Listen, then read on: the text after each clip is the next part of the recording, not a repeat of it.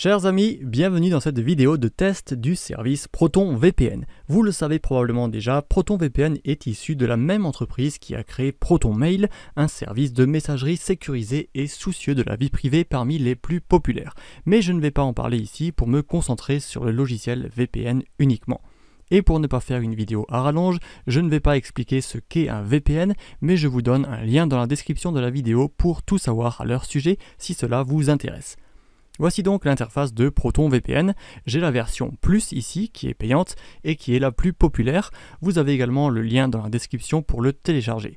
ProtonVPN existe en version gratuite limitée, en version basique, en version Plus et en version Visionary. Vous pouvez également, sauf erreur de ma part ou changement récent, tester la version Plus gratuitement pendant 7 jours pour vous faire votre propre idée de votre côté en parallèle de cette vidéo. Alors pour vous présenter rapidement l'interface avant de commencer, vous voyez ici la carte du monde, très simple à comprendre, avec la possibilité de zoomer avec la molette de la souris ou via la petite plus et moins ici, et vous avez les pays que vous pouvez sélectionner tout simplement pour vous y connecter. Par défaut, ProtonVPN vous connectera au serveur le plus rapide, mais bien sûr vous pouvez passer par la liste ici pour sélectionner un serveur de votre choix. Par exemple, pour la République tchèque, vous voyez qu'on a plusieurs serveurs, dont un ici qui est un petit peu plus chargé, et on peut bien sûr se connecter de façon plus précise.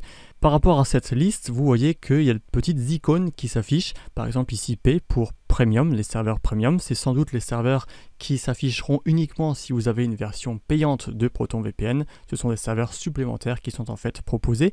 Et vous avez également, ici vous avez sûrement reconnu la petite icône en forme d'oignon pour le réseau Tor.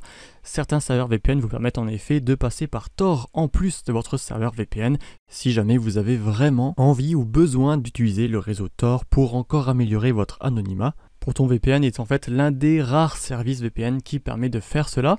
Et je vais encore un petit peu descendre, vous avez aussi ici les deux flèches qui indiquent que le serveur VPN supporte le peer-to-peer si jamais vous voulez transférer des fichiers par peer-to-peer en utilisant votre VPN. Je crois que c'est tout, vous avez bien sûr ici des serveurs qui font les deux en même temps. Là encore, vous pouvez utiliser la petite flèche et puis voir les serveurs en question qui correspondent à ce que vous cherchez et puis vous y connecter directement. C'est aussi simple que ça, l'interface est vraiment très facile d'utilisation. Alors je vais de ce pas commencer par faire un speed test de ma connexion de base sans VPN pour pouvoir comparer en fait par la suite les vitesses des différents serveurs VPN et ainsi voir si utiliser ProtonVPN n'est pas un petit peu problématique à ce niveau. Alors je vais donc dans Google Chrome et puis je vais sur speedtest.net, le fameux site pour tester les vitesses. Alors j'aurais peut-être dû, je vais juste actualiser la page. Ici vous voyez qu'en bas je peux passer de mode multi à mode single, je vais passer en mode single, ça nous permet de mieux tester en fait la connexion et ainsi les serveurs VPN puisqu'on va simuler un téléchargement d'un simple fichier et non pas de multiples fichiers, ce qui nous rendra le test un peu plus fiable. Voilà, vous voyez donc ma connexion Freebox sans fibre où j'ai 12 mégabits par seconde, un ping de 48 et une vitesse d'upload de 0,73. On va donc se servir de ça dans la suite pour comparer avec les logiciels VPN. Et justement, on peut commencer par exemple par un serveur VPN en France. Puisque je suis en France, normalement il devrait y avoir très peu de différence au niveau de la connexion. Bien sûr, il arrive qu'il y ait des petits changements en fonction de l'utilisation, de la charge des serveurs, en fonction de votre propre connexion. Ici, on va voir ce que ça donne. Je vais tout de suite me rendre dans Speed Test à nouveau. Je vais ouvrir un nouvel onglet et on va faire un test avec ce serveur français. Et voilà donc le résultat du speed test en France. Vous voyez que le ping est assez similaire. Le download il était un petit peu plus monté, je crois que 8, mais bon c'est tout à fait honnête encore. Et l'upload il est quasiment pareil aussi. On a donc ici très peu de changements ressentis, soit en jouant des jeux vidéo, soit en naviguant simplement sur le web, soit en faisant n'importe quel autre type d'activité sur le web. Normalement avec le VPN vous ne devriez pas sentir de gros problèmes de vitesse. Et probablement pas du tout. Faisons la même chose, mais allons dans un pays un peu plus lointain, par exemple en Russie. On se connecte au serveur russe.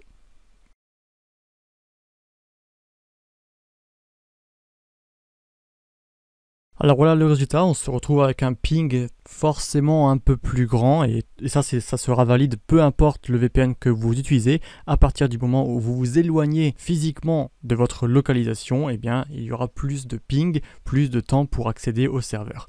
Ici 103 millisecondes de ping, ça reste tout à fait ok pour la navigation web. Ça peut peut-être un petit peu poser problème si vous jouez en ligne à des jeux qui ont besoin de beaucoup de rapidité et justement d'avoir un ping faible, mais sinon ça devrait à peu près bien se passer. C'est vrai qu'on a une vitesse qui est quand même aussi plus faible, elle est à 3, de base j'avais 12, donc on est quand même 4 fois moins rapide pour télécharger des fichiers. Allons cette fois-ci aux États-Unis.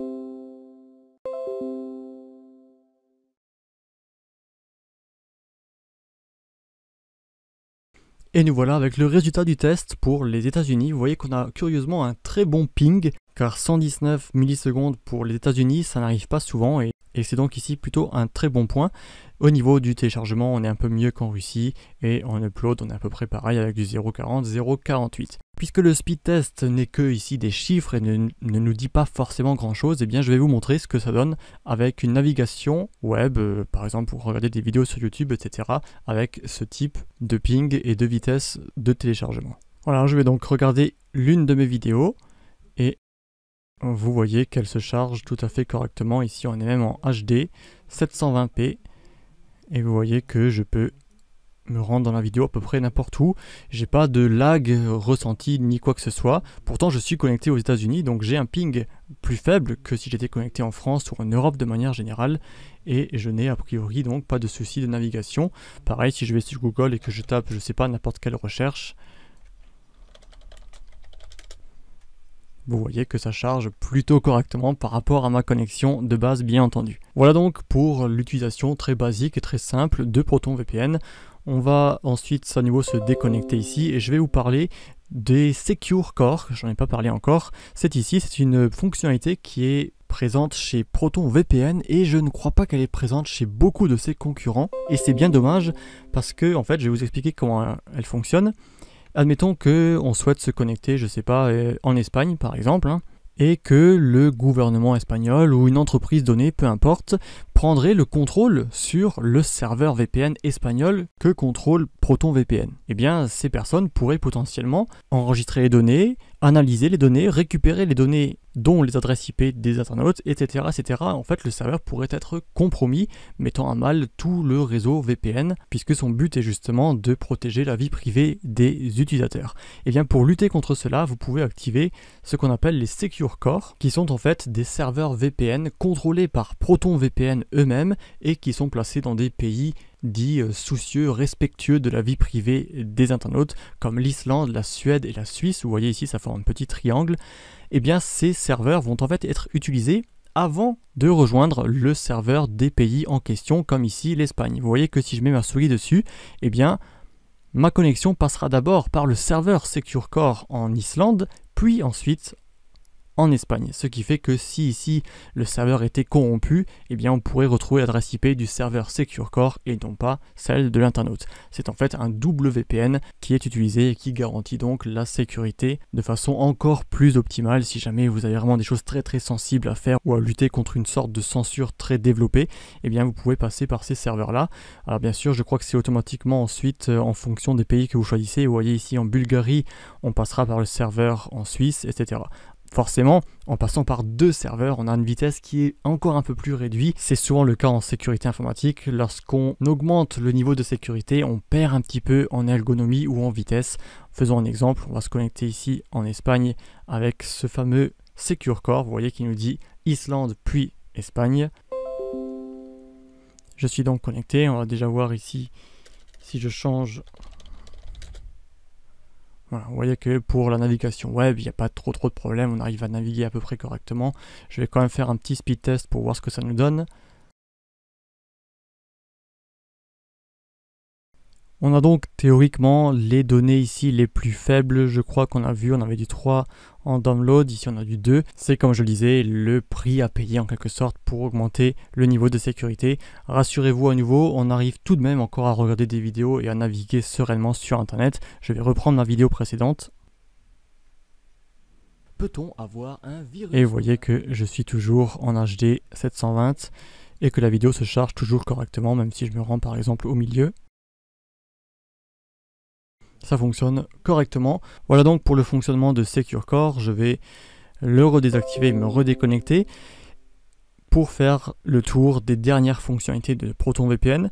Vous avez en fait l'onglet ici profil, vous pouvez créer des profils, c'est-à-dire des sortes de marque-pages de serveurs que vous voulez utiliser. Ici par défaut vous avez le fastest, le serveur le plus rapide, et vous avez un serveur aléatoire. Vous pouvez donc directement cliquer dessus pour vous y connecter.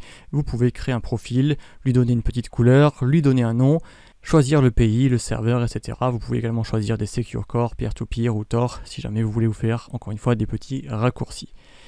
Ensuite, tout en haut, vous avez l'onglet About, Account. Vous pouvez ici changer diverses fonctionnalités. Par exemple, gérer votre compte, gérer les profils. Je vais me rendre dans Settings. Et vous avez les options classiques, j'ai envie de dire, d'un logiciel VPN digne de ce nom.